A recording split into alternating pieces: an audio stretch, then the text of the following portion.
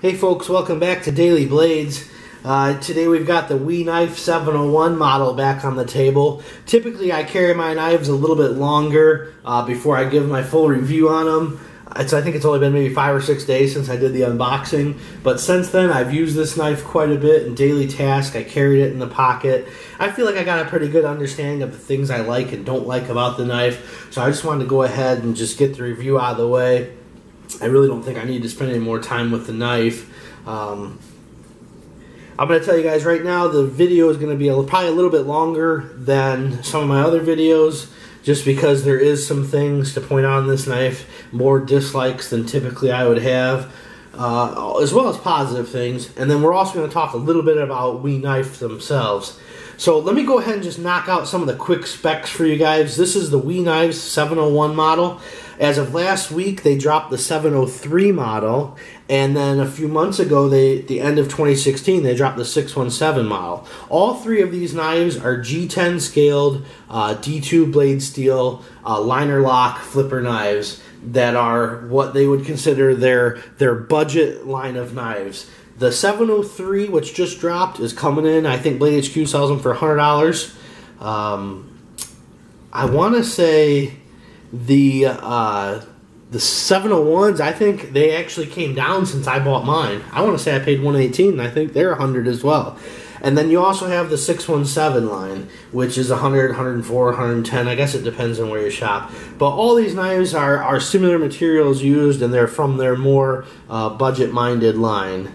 So let's go ahead and knock out some of the specs. Overall length is 9 inches. You're looking at a blade length of 4 inches. You've got a cutting edge of 3.875. You got a nice little choil there, sharpening choil. So when you go ahead and put this on your KME or your Lansky or whatever you choose to sharpen, you're not ramming your stones up into your flipper tab. Excuse me. D2 blade steel, this one specifically has the black stone wash finish. You can see it's got this hollow ground sheep's foot style blade with this nice swedge on top. It's got the thumb hole, which is chamfered, which is really nice, and this is actually usable as a opening, another way of opening the knife. Just trying to show that the edges are rounded off a little bit so they're not so sharp. The weight on the knife is coming in at 5.62 ounces. Handle thickness is right around a little bit over 1/2 inch. So what I've pretty much come to say is industry standard. And the liner material is a stainless steel, right hand tip up carry only. What else? Titanium hardware, titanium pivot hardware, titanium backspacer, titanium pocket clip. Really like their pocket clips. They seem to use pretty much the same one on all their knives, for the most part anyway. And they got a lot of rigidity, a lot of spring in them, so feel like they're a good clip, even though they use only one screw at the mounting point. They do have it recessed in there just to help prevent any sort of play or anything like that. So I think that's enough on the specifications of the knife. I think if you're looking at buying one, you've probably already read all that stuff. So let's go ahead and knock out some of the things I like about the knife. Just like my initial unboxing video, I really like the contour of the G10s and the work they put into contouring and shaping these. And they've got, you know, some nice like milling, see if you can see the pattern in there. And that actually offers quite a bit of grip. So good milling, good ergonomics on the grip. I mean, this knife feels pretty well balanced in the hand. It's a comfortable knife. I don't feel any hot spots or anything like that. You got good jimping on the spine of the blade. Oh, that's another thing. The blade thickness is 0.16 inch. So you've got, you know, a pretty good blade stock on there. But good jimping up top. Feels real good. Thumb ramp isn't too aggressive. It's very good, useful jimping, whether you're barehanding or you have a glove on. I think this is going to offer good traction. So I definitely like that. The blade shape aesthetically to me is pleasing. I like unique blade shapes, but they're not always the best at cutting tasks. Now I did put this knife through its normal cutting rolls that I put any new knife through, And those of you that have watched my videos, maybe I've touched on it. Some of you that are new to my channel, things that I would cut would be some rope, paracord. We would cut cardboard. We would cut paper out, and not paper as in testing edge sharpness, which I do that. But I actually cut shapes out of paper just to see what kind of fine control I have. Can I cut a star out, a circle, a rectangle, just to see what kind of fine control I have on it. I do some piercing into some plastic.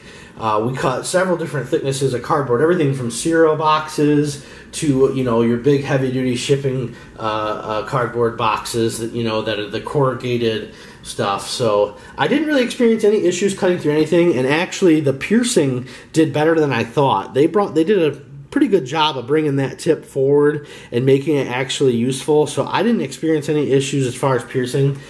I did try and do some light food prep, and I will say that with that hollow ground and it being, you know, the grind line is not very high up, I did experience some drag when cutting through larger fruits, some tomatoes and things like that. I did experience a little bit of drag, but again, this isn't really a food prep knife. I just like to try and put it through as many different tasks that I might come into, where if it's the only knife on me at that moment. So, yeah, so cutting tasks were good. The blade shape, even though initially I thought, wow, it looks cool, but I might not be able to use it a whole lot, it actually proved to be pretty useful, so that was definitely a plus. One of the other pluses for me is the action. It's what you've come to expect from me. It, you know, opens with pretty good authority. It has pretty much a free drop. You can go ahead and open it as a, you know, like you're using a thumb hole opening on a Spyderco. See if I can do this coming on a tripod. You can do the, you know, the Spidey flick with it. So you've got a couple of different options as far as opening it. I hit on that they did chamfer out that opening, so it is rounded, so it's not very sharp. So I think that pretty much takes care of all the goods, you know, fit, finish, materials used, you know, titanium D2, ceramic bearings, G10, you know, good ergonomics. But let's go ahead and knock out some of the things I didn't like about the knife. While 5.62 ounces on a 9-ounce knife isn't extremely heavy or anything, well, they actually don't. It's a solid nested liner. See if we can get it to show up. I mean, it's not skeletonized at all. Now, obviously, there's probably not much they could have done on the actual lock side, but I would have liked to have seen on the other side, just with as much milling and stuff that they do on their titanium knives, I would have liked to have seen them maybe skeletonize that side and try and get that knife sub 5 ounces. And normally weight doesn't bug me, but for some reason, and I should have brought my scale out, I actually haven't weighed this on my own personal scale, I'm just going by what their specs say, but it feels heavy to me. So that's something that normally doesn't bug me, but I would have liked to have seen them do, just because of what I've come to expect from them as far as their milling and their extra attention to detail. I would have liked to have seen that side of the liner skeletonized. Not a deal breaker or nothing like that, but it would have been nice if they could have saved, you know, a half an ounce or something, and maybe got that weight down to 5 ounces or under 5 ounces using a couple different techniques to get there. I think that would have been nice, but so that's something that I didn't care for. One of the other things that I didn't care for was, if you go ahead and take a look from this side of the knife, you can see that jimping protrudes out just past the G10. And that jimping, you can see those teeth, yes, they're just aggressive as they look. I've got pretty dry and calloused hands, but you can actually see that's from this knife where just disengaging that lock has chewed up my thumb. It's very, very, very sharp. I mean, that's, by the time I get into the 4th or 5th time disengaging it, I end up finding myself pushing lighter just because it actually is what I would consider painful. So I would have liked to have seen them do one of two things. They could have either, you know, rounded the edges off of this jimping just so it's a little bit smoother when you go ahead and disengage it, or being as that liner is nested, they actually could have removed another millimeter or two of the material on this side, and you would have been able to get a little bit more purchase on that liner when disengaging it. There's a couple times I've actually misstepped disengaging it just because I find it hard to push on it after playing with it for a while.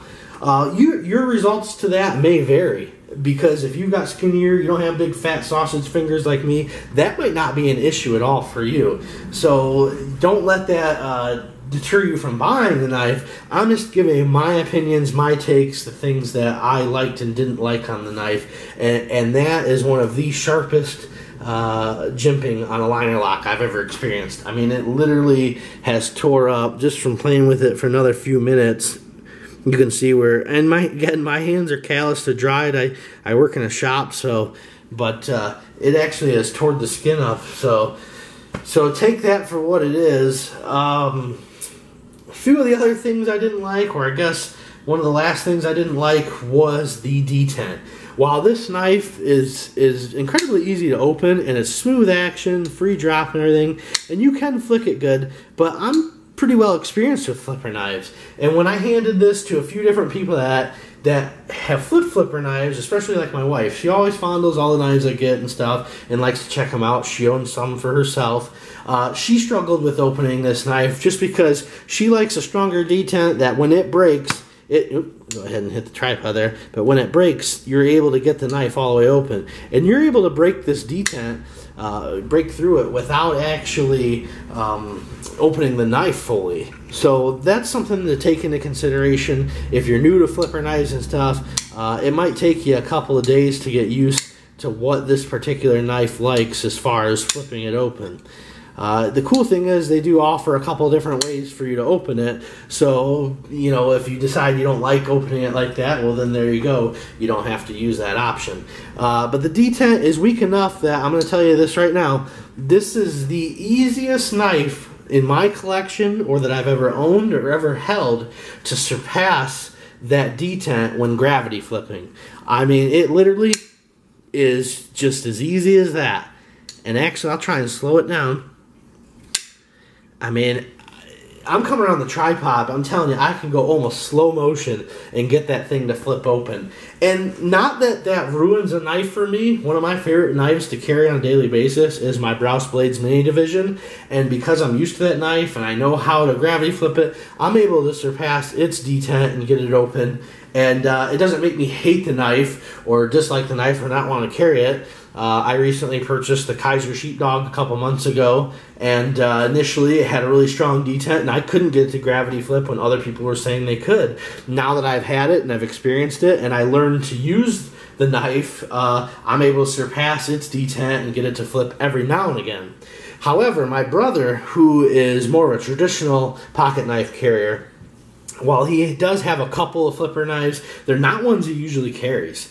So he is not extremely used to on a daily basis flipping knives. And I handed him this knife, and he goes, "Oh, wow, yeah, I really like it." And he's like, "D2, yeah, ceramic, ooh, and they gave you the titanium." And he was just like I was, like, "Wow, you get all that for that price."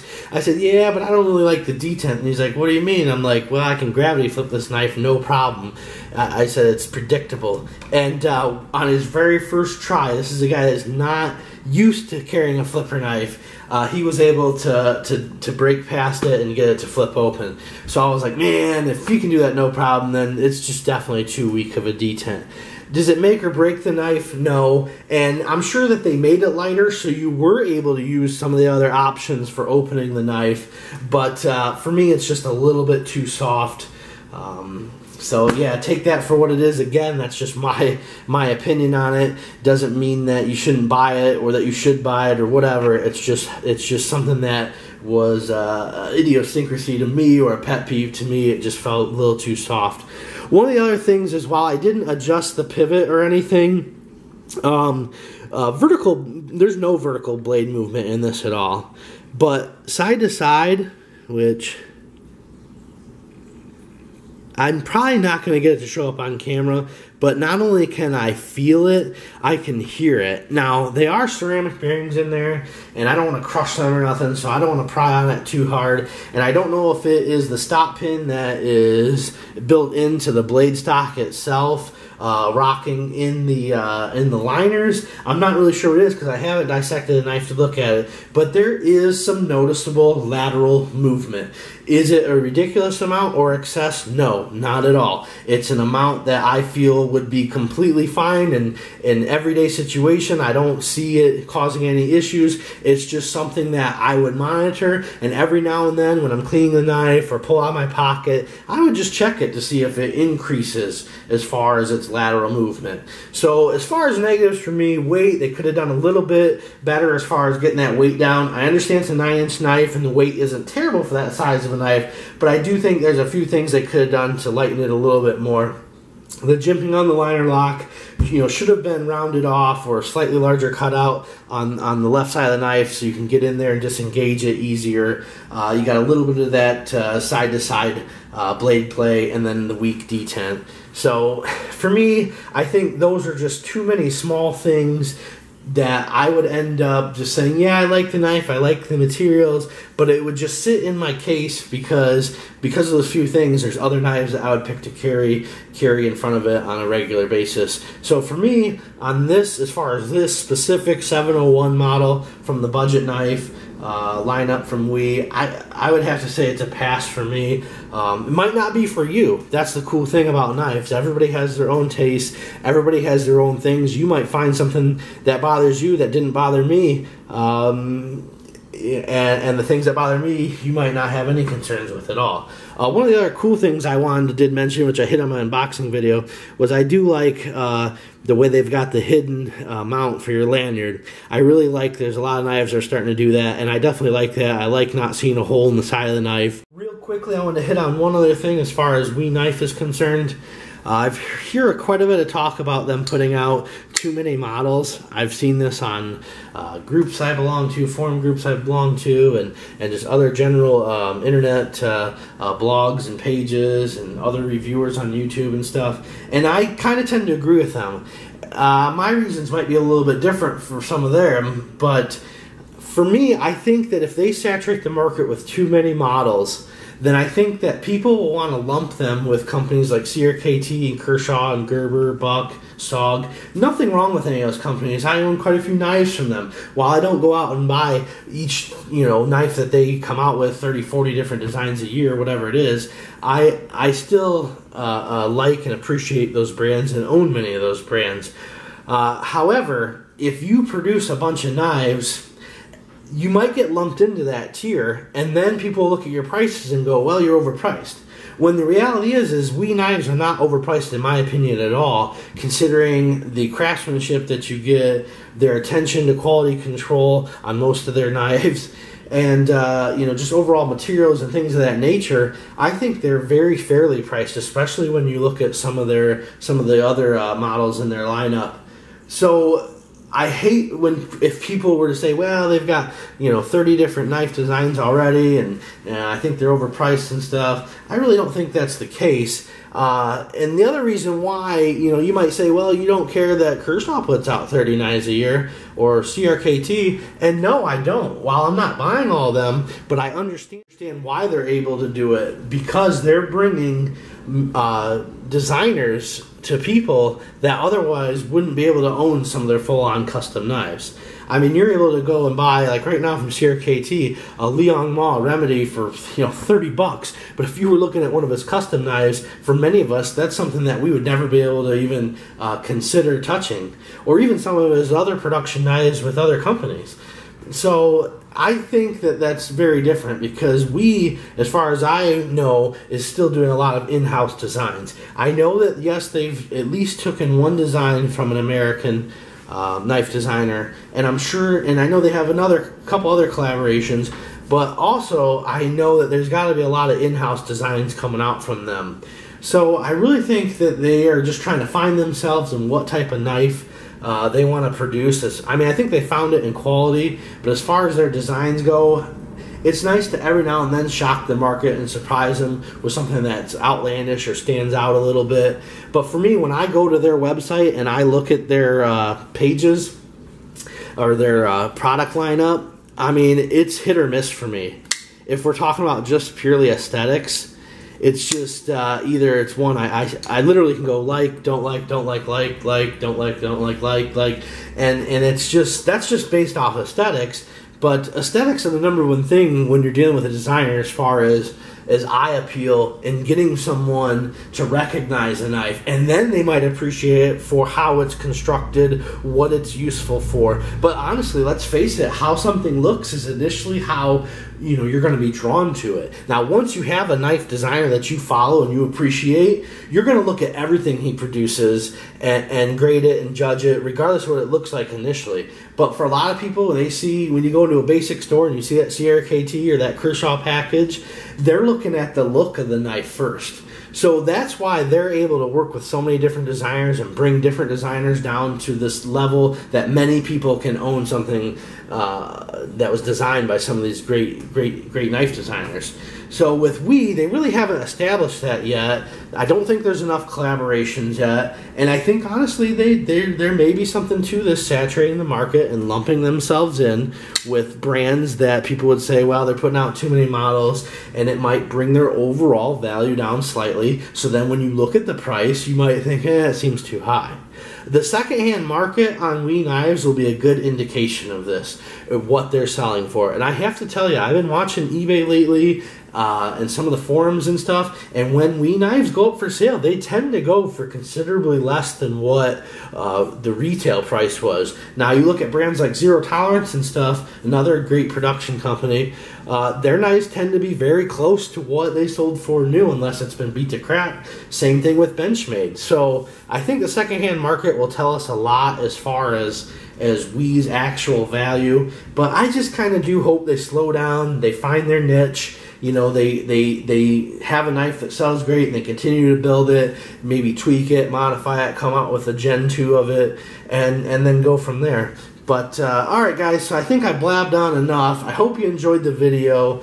Maybe it wasn't what everybody was expecting. Maybe you've already ordered one of these. Maybe you're looking at ordering one, and maybe I deterred you a little bit. I really hate to do that because it may be different for you from what I found, but at the same time, I'm not biased in any way. I'll look at something and give my honest opinions of it. So, alright guys, until next time, thanks, take care, have a great day.